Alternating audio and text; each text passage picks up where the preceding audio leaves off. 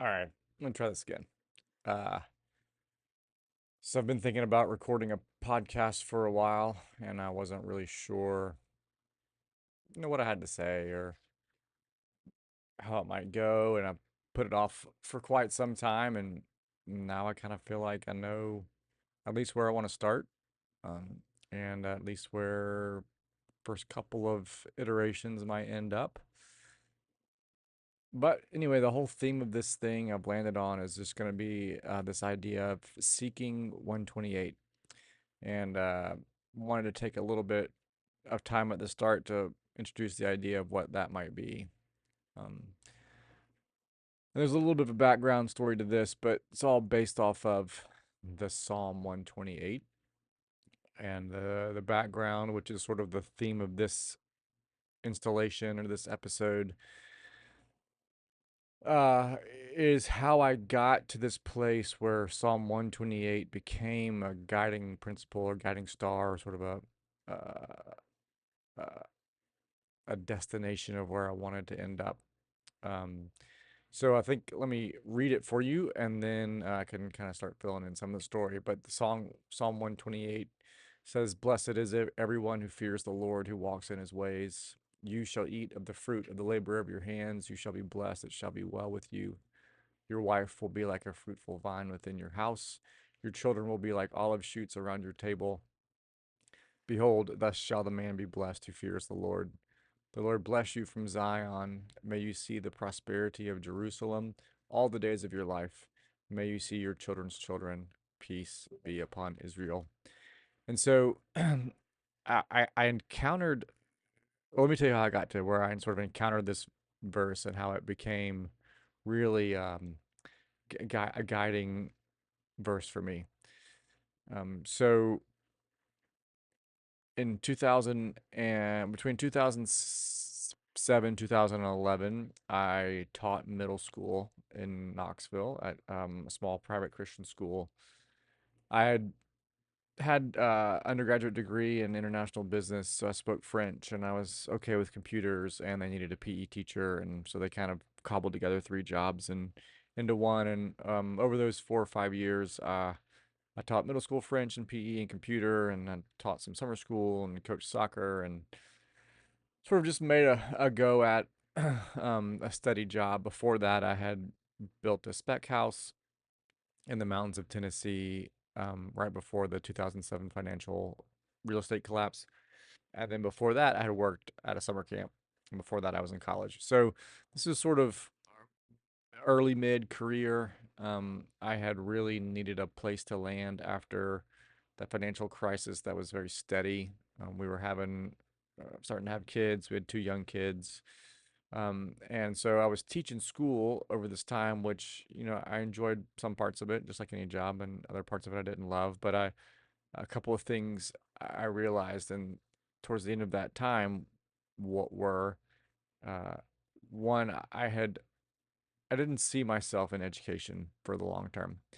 I never desired to be an educator. I never don't have any background, formal training, like college degree education, and what it was going to take for me to get that in order to advance in my career just didn't appeal to me, didn't seem like it'd be worth my time. So my heart goes out to all you teachers out there. It is definitely, at least my experience was that it was tough being sole breadwinner of the home and teaching school.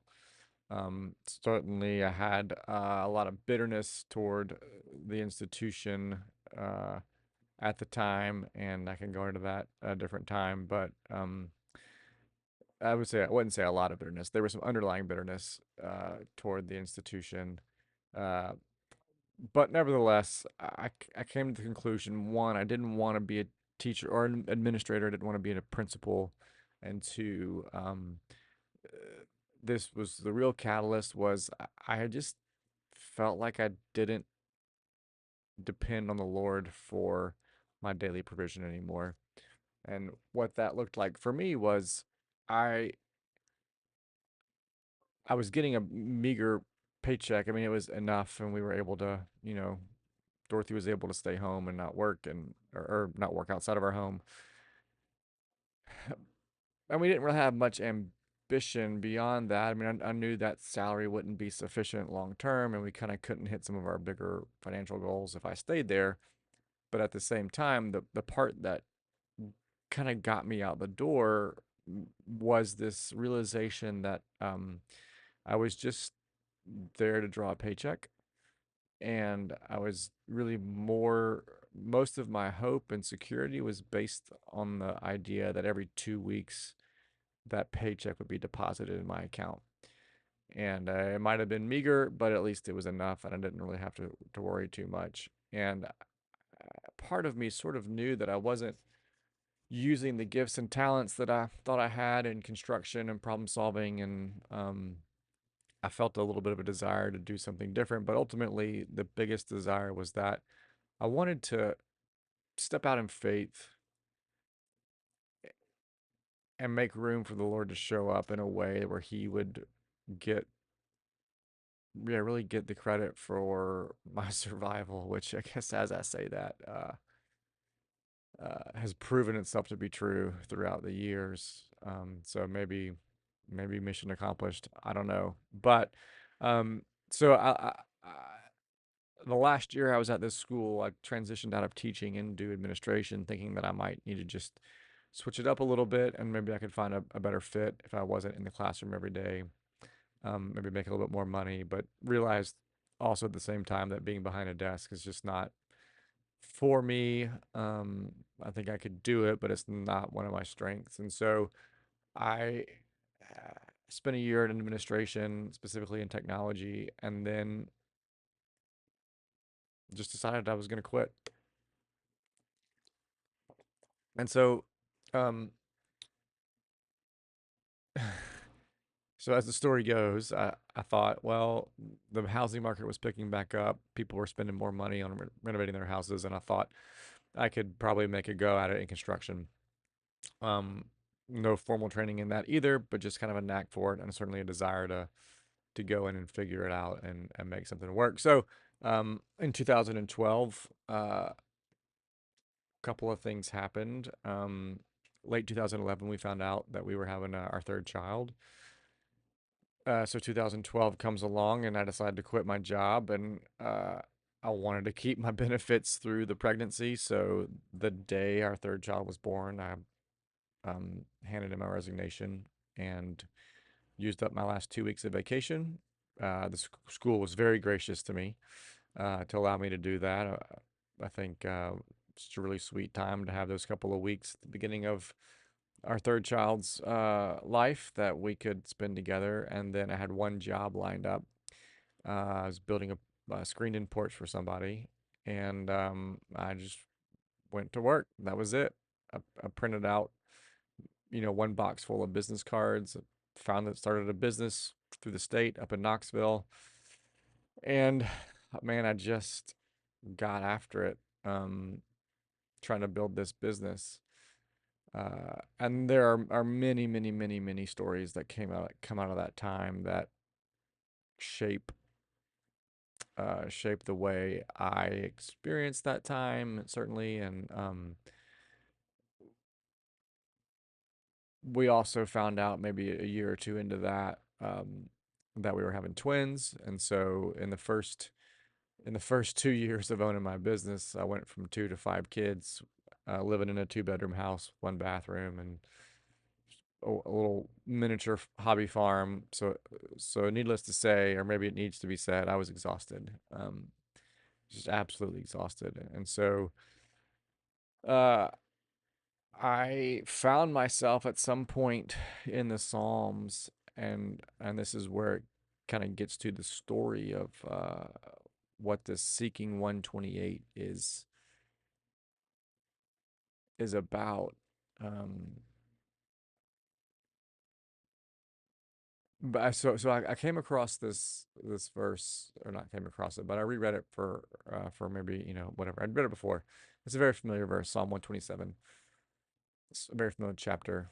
Um, Unless the Lord builds the house, those who build it labor in vain. Unless the Lord watches over the city, the watchman stays awake in vain. It is in vain that you rise up early and go late to rest, eating the bread of anxious toil, for he gives to his beloved sleep. Behold, children are a heritage from the Lord.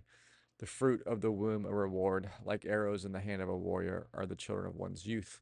Blessed is the man who fills his quiver with them. He shall not be put to shame when he speaks with his enemy at the gate. And so I had always, Psalm 127, I'd always read those verses in that Psalm 127 verse, and I knew that, unless the Lord builds the house, those who build it labor in vain, unless the Lord watches over the city, the watchman stays awake in vain. Those sort of things sort of hit me where I was, mainly because I was in construction and I was trying to build this business, and I obviously didn't want to do it in vain. I wanted my work and my life to be a testament to my faith.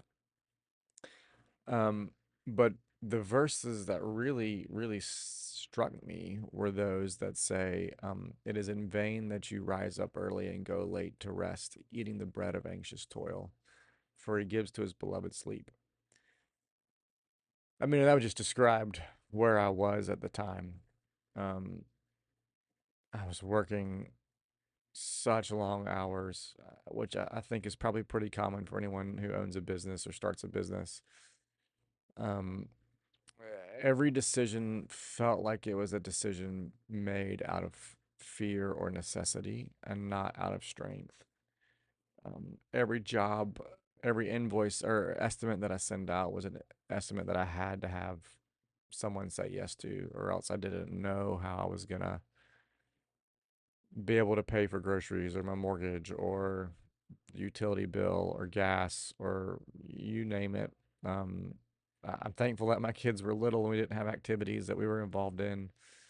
I'm thankful that our house was small and affordable. I'm thankful that we, worked really hard early in marriage to pay off all of our debt. And so we even had these options available to us. But I couldn't escape the feeling that all of my toil was only giving me um, anxiety and bread. And then I looked at sort of the last part of that chapter where it talks about like arrows in the hands of a warrior are the children of one's youth. Blessed are you who fill your quiver with them. Let me see what it says exactly. Uh, Children are heritage from the Lord, the fruit of the womb, a reward. Like arrows in the hand of a warrior are the children of one's youth. Blessed is the man who fills his quiver with them. He shall not be put to shame when he speaks with his enemies at the gate. And I was in this spot where I didn't feel that as a blessing. I certainly had a lot of kids, relatively speaking. There are people who have more and people who have less, but it was a lot for me. I knew, I believed the truth that they were a blessing, but man, it was so hard to have that young business and this young family and, a marriage that was okay, but not thriving. And then I read Psalm 128, which is the very next psalm. And it says, "Blessed is everyone who fears the Lord, who walks in his ways. You shall eat of the fruit of the labor of your hands. You shall be blessed, and it shall be well with you. Your wife will be like a fruitful vine within your house. Your children will be like olive shoots around your table. Behold, thus shall the man be blessed who fears the Lord. The Lord bless you from Zion. May you see the prosperity of Jerusalem all the days of your life. May you see your children's children. Peace be upon Israel." And I couldn't help but feel that I was in 127. I was living 127, eating the bread of anxious toil, rising up early, going late to rest. In this vain attempt to just put bread on the table, knowing that it says he gives to his beloved sleep. And I believed myself to be beloved because given my life to Christ and believe that he died for my sins and that that's the ultimate gift. And he wouldn't do that if I wasn't beloved.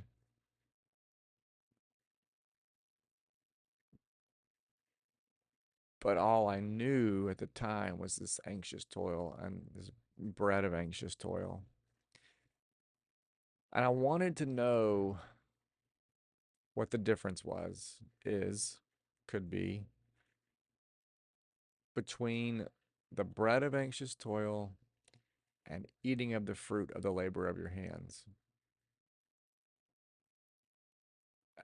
And that was really what started me down this road of thinking and pondering and trying to pull out pull out these principles from these two psalms. And I know it's not the best exegesis to to narrow things down and pigeonhole them into a certain place. But for whatever reason, these two psalms have stuck with me, more than any other verses in my life. Well, there's one other one where it talks about, not be anxious.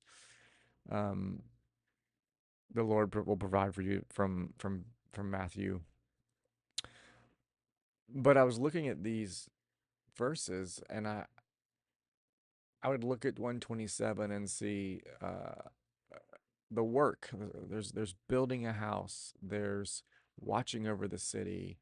But then it's all called vanity. It's in vain that you rise up early and go late to rest. And we recently studied through the book of Ecclesiastes at our church, and this idea of vanity, the Hebrew word I think is hevel, and the image that was given was like, imagine you take a cigar and, and puff out the smoke, like that smoke that is hevel. Like if you try to grab it or hold on to it, like it's an impossibility. It's a fleeting thing. And I didn't want to certainly didn't want to practice a vain pursuit. Um, Not vain as in like it's self glorifying, but vain as in like it could never be achieved. And I wanted to move into this idea of eating the fruit of the labor of my hands. Um, like I said, in both of those things, there's very similar characters that play out. There's the man building the house and the watchman, and in 127, and then in 128, there's a person who's laboring with their hands and they're eating of their fruit, um, and they're receiving a blessing, and it's promised that it'll be well with them. And then it follows to me, a very comparative pattern, where it then moves to like, well, it's not just about me. It's not just about my bread and my anxious toil, or my fruit and my labor and being well with me. It sort of expands out to the next level, which is your immediate family. So in 127, it talks about children are the fruit of a womb, and there is a positive blessing regardless of the situation. But then in 128, it talks about your wife being fruitful within your house, and your children will be like olive shoots around your table. So there's these comparisons, like, well, okay, so you've got arrows and you've got olive shoots, and then it talks again like this is how the man will be blessed. And in 127, it says, you'll not be put to shame when you stand at the gates with your enemies. And then 128 goes a little bit further, which I think is interesting. It talks about the Lord blessing you from his holy place, from Zion. And it says, may you see the prosperity of Jerusalem all the days of your life. So it even extends beyond your own personal family to a blessing of your community. Um, and then it talks about sort of a legacy. May you see your children's children, and peace be upon Israel. Um, so that's where I get this idea of seeking 128. What is seeking 128? Seeking 128, came out of a place where I stepped out in faith 12, almost 13 years ago, and started this business because I knew where I was not where I needed to be. And I thought that starting this business was the right thing. And I still do for the most part. I mean, certainly there's been ups and downs, but I don't think I made the wrong decision. at that point. There's a lot of decisions that I think I'd make differently now, but that one I don't know that I would make a different decision. Um, so I want to play with the idea and sort of apply different experiences that I've had through this lens of Psalm 128, and specifically, uh, what does it mean for me as a believer to eat of the fruit of the labor of, well, what is it? What does it mean to fear the Lord and walk in His ways? Because it seems like if I could do that, it seems like if that's the beginning of all of my drive and desire, um, then the rest should flow out of it. You will eat of the fruit of the labor of your hands. You shall be blessed, and it shall be well with you. For a long time, that was kind of all I thought about. Like, am I eating anxious? Am I eating the bread of anxious toil, or am I eating the fruit of the labor of my hands? Because I don't want to eat the bread of anxious toil. Um, at face value, you've got these two outcomes of labor. You've got the bread of anxious toil, which, I mean, if you're hearing this, I'm sure you've experienced anxious toil, like things that feel like they must be done, or else you may not make it. And I think what I've gotten out of that over the years is like I can grind and I can work and I can um, produce something. I can do it. I can do it. I can produce something that will sustain myself and my family for a short period of time. I can just put my head down. I can go sell a job. I can go perform a task. I can do whatever. I've had three or four different iterations of the business, and so I can pivot and do something. Oh, but it is not something that can be sustained. It's not something that grows on its own. It always requires energy. It always requires input from an external source. And I just think about this idea, like, what does it mean to make bread? Of when our kids were little, Dorothy made bread, and it was a process. And so, like, do you even think about like she would buy whole wheat kernels from a bulk supplier, but even before it got to that point, someone had to grow it and harvest it, thresh it, get the separate the wheat from the chaff, and get it to our house, and then she had to grind it and mix it, add leavening, let it rise, form it, let it rise again, put it in the oven, and bake it. And if we were lucky, that bread would last us a couple of days. And then it's just repeat the process over and over and over.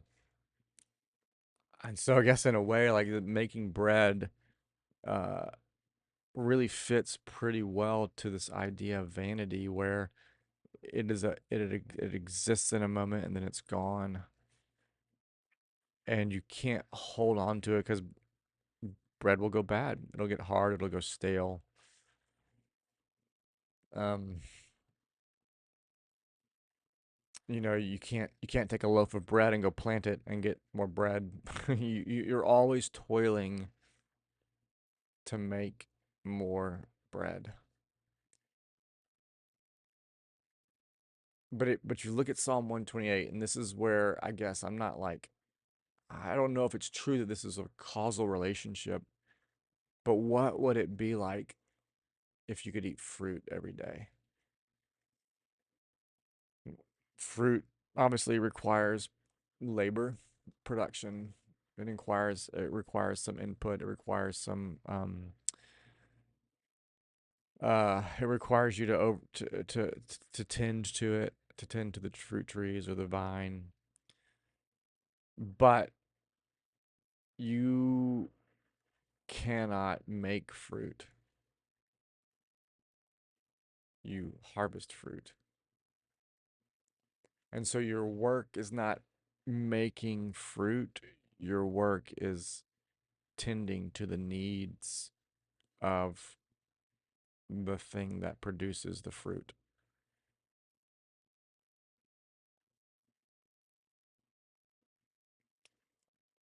So I've gotten on this thought kick lately about what is it? What's the difference there? You can make bread, a little wheat, a little heat, a little water, a little salt, a little leavening, and you got bread. But then it's gone. You can you can't make fruit. Of course, you can plant a tree, but there's so much more dependence upon external processes to work without you for fruit to be consumed.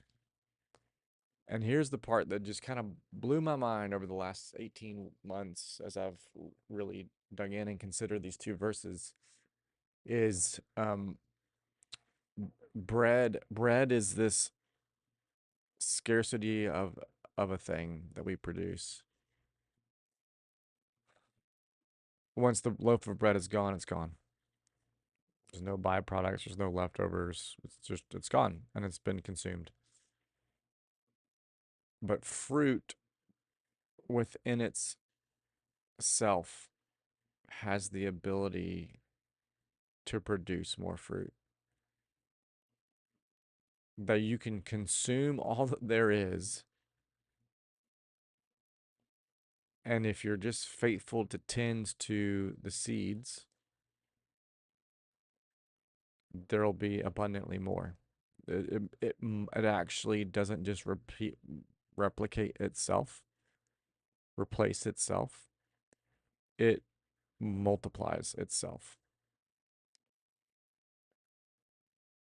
And I've kind of sort of conceptualized these two different chapters, and I think I'll spend some time unfolding this in maybe in a different time, and maybe this is where I'll just sort of wrap this up. Is this idea that uh, in Psalm 127 you have this whole idea of scarcity, where everything is trying to be kept for the main, I guess, character in the chapter.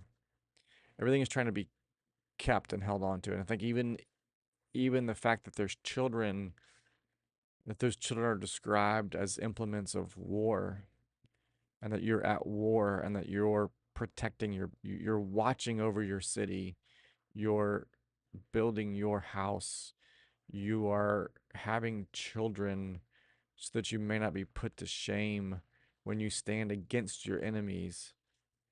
It's a very, and again, this may be terrible exegesis, and that's okay. I think this is just drawing out some ideas that I've really been thinking about lately, but it's just this idea that I have to get for me and mine, and you may come at me, but look at all this power that I have to protect this thing that I've created. But it's anxious toil, and I am so prone to fight to maintain that anxious toil because it's what I know. It's comfortable. It's easy. It's not easy, but it's easy in the idea that I don't have to go figure it out again. But it doesn't feel very free.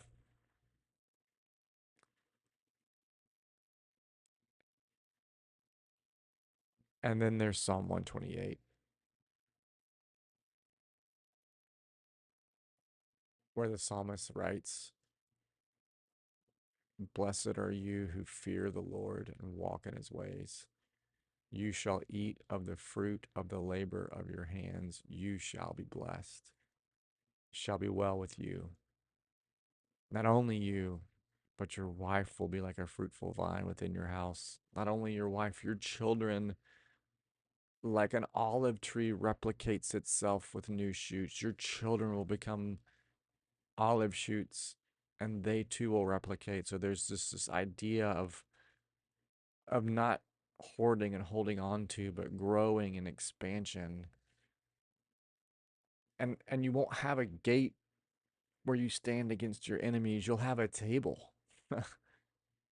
A table uh where you host peace. And then you even think about olive shoots represent peace.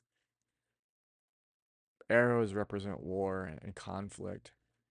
And all of that because if you fear the Lord, and maybe this is the point, is if you fear the Lord, you realize that there's an abundance.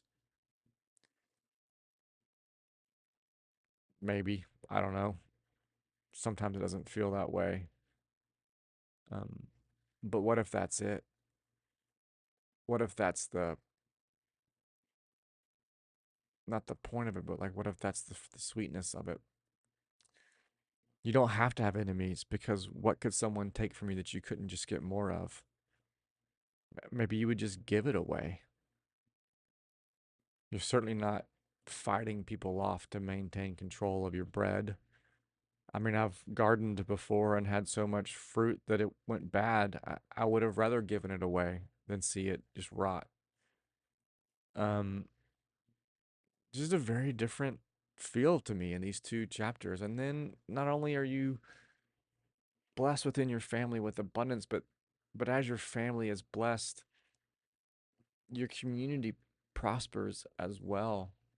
Um, the Lord bless you from Zion. May you see the prosperity of Jerusalem all the days of your life. And then there's the legacy. May you see your children's children and peace reign upon Israel. So that's what I'm going after. That's where the thoughts in these installments or episodes are going to be sort of centered around at first. Um, this whole podcast is something that I felt like I've needed to do for a while, and I kind of didn't know.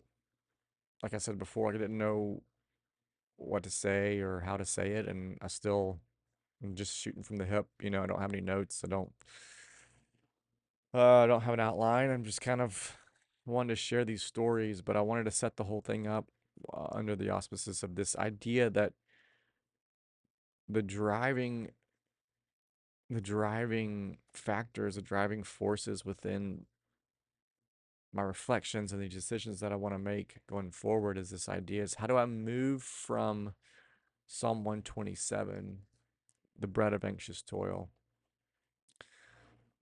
to eating the fruit of the labor of my hands? What does that look like? How do I apply that practically? How do I how do I do that? What that first part of Psalm 128 where it says, um, bless let's see. Okay, blessed is everyone who fears the Lord and walks in his ways. What is that? What is it to fear the Lord and walk in his ways? Exactly. What is fear?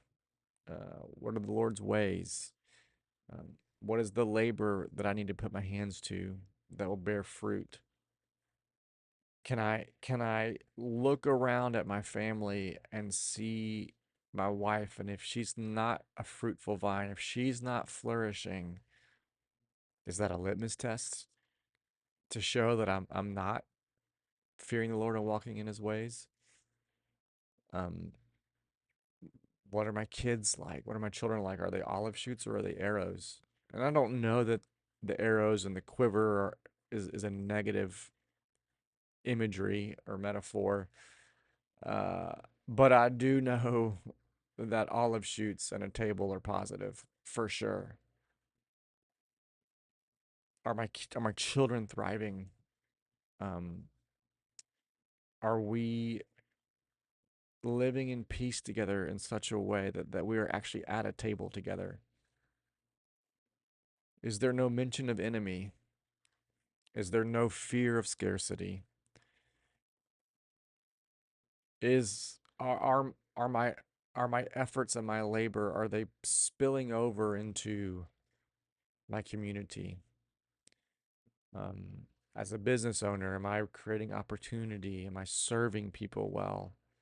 Not not in the zero sum game where I've got to get everything that's mine, but in the mindset of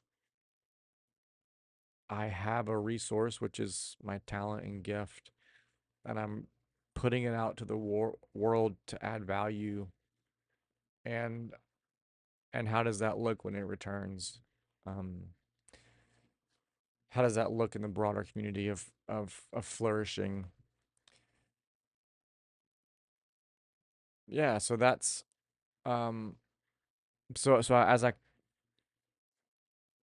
was making the decision, sort of started and stopped starting this podcast,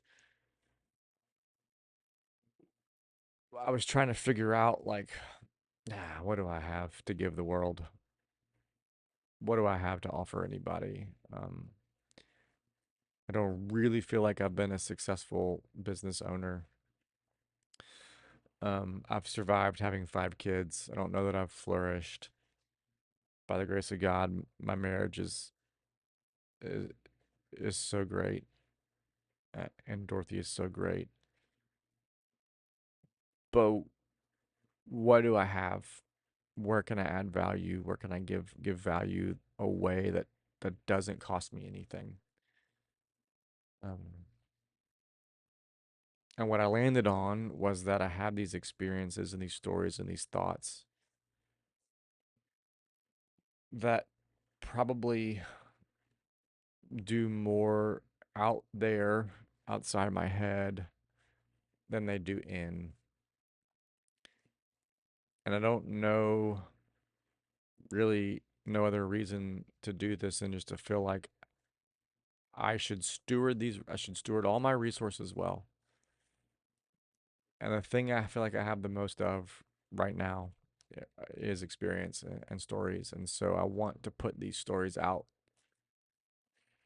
These stories of struggle, hardship, redemption, growth, stories of revelation, sweet stories where I've seen good things that I didn't even know that I could ask for. And just to put it out there, just put it out there and hope that it serves somebody well. So that's what we'll be doing. That's what we'll be doing. I don't know how often I'll get to do this. Right now, what is it? April 25th, 2025. Um, we'll see when the next one comes out. Feels like this is the first time this year I've had sort of the bandwidth to sit down and record this, but hopefully it'll become more regular. So yeah, so that's it. That's what Seeking 128 is, and we'll see you next time.